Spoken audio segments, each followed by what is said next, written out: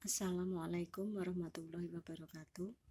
Anak-anak semua, marilah kita belajar lagi dengan pecahan lanjutan dari yang kemarin, yaitu slide yang ke-9. Kemarin kita sudah memaparkan tentang penjumlahan dan pengurangan. Kita lanjutkan lagi atau sedikit mengulas penjelasannya kemarin dengan mengurutkan pecahan-pecahan. Mengurutkan pecahan sama halnya dengan membandingkan 3 pecahan atau lebih. Jika kita akan mengurutkan pecahan yang penyebutnya sama, urutkanlah berdasarkan besar dari pembilangnya. Kita misalnya contoh di sini pembilangnya 50, 15 dan 9. Kalau penyebutnya 60, otomatis yang terbesar 50 dan selanjutnya.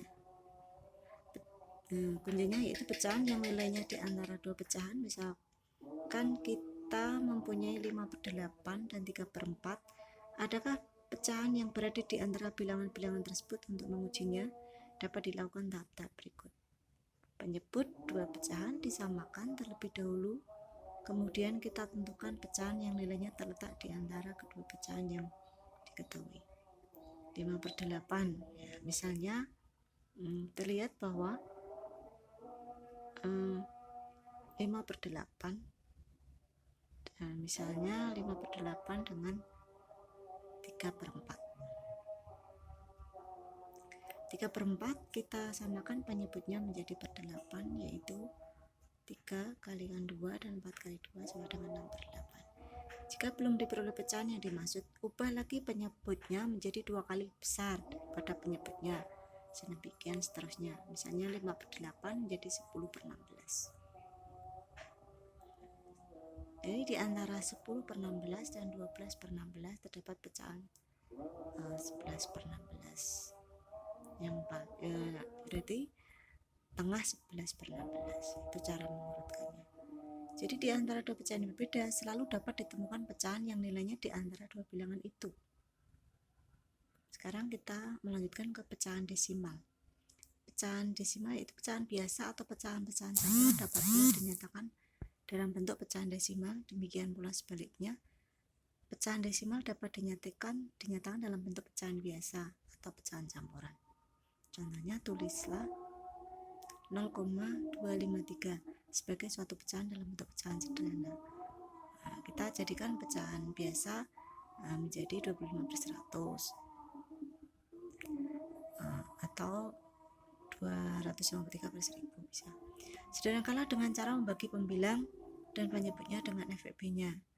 FEB faktor persetujuan terbesar. Dari 125 dan 200 adalah 25.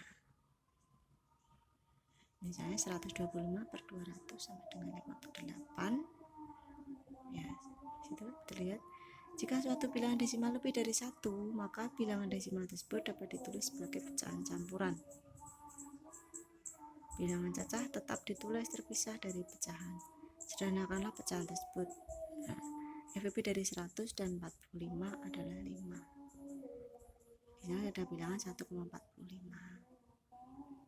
1 lebih dari 45/100. 45/100 sendiri disederhanakan menjadi 9/20.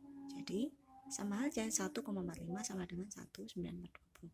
Pada pecahan, jika kamu membagi pembilang oleh penyebutnya hanya 0, maka hasil baginya merupakan bilangan desimal tak berulang.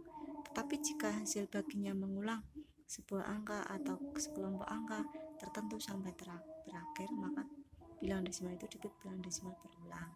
Misalnya 0,2222 dan seterusnya ditulis dengan 0,2 di garis di atasnya, itu berarti pecahan berulang. Contohnya 7/11, 0,63, 63, 63 dan seterusnya, tidak ada selesainya.